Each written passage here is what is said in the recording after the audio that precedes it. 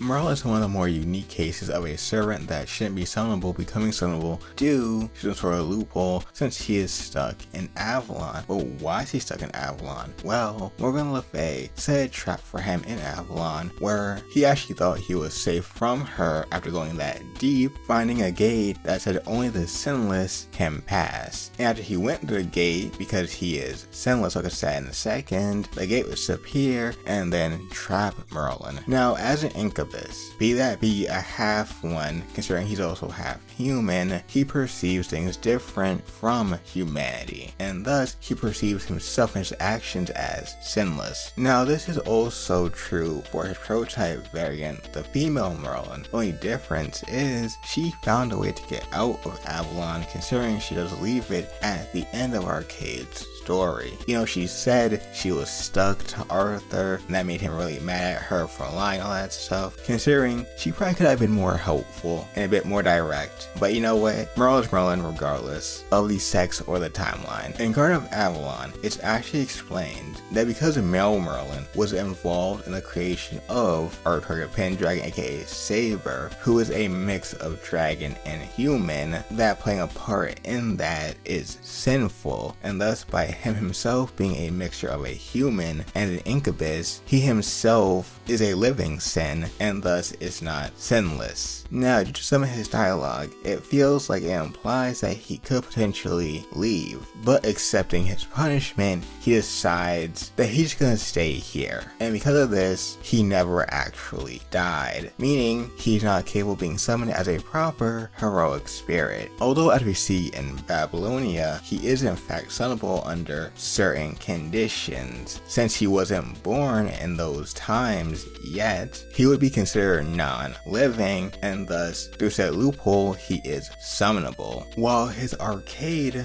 / prototype counterpart, who I would say normally should not be summonable under normal circumstances, she does appear as a pretender in the mobile timeline because she's pretending to be her male counterpart's sister that she is pretending. Otherwise, she would be a caster. Going to show that no matter what timeline or what version of Merlin we're dealing with, they always find some way to bend the rules in ways that are convenient for them as well as the story. Now, while this has nothing to do with Merlin being an Avalon, Merlin is also capable of being a beast as well as a grand servant candidate, but if you learn from female Merlin, they would never want to do the latter. If you want more content learning about giants or other content from Garden of Avalon, check out the videos in the card on the screen right now.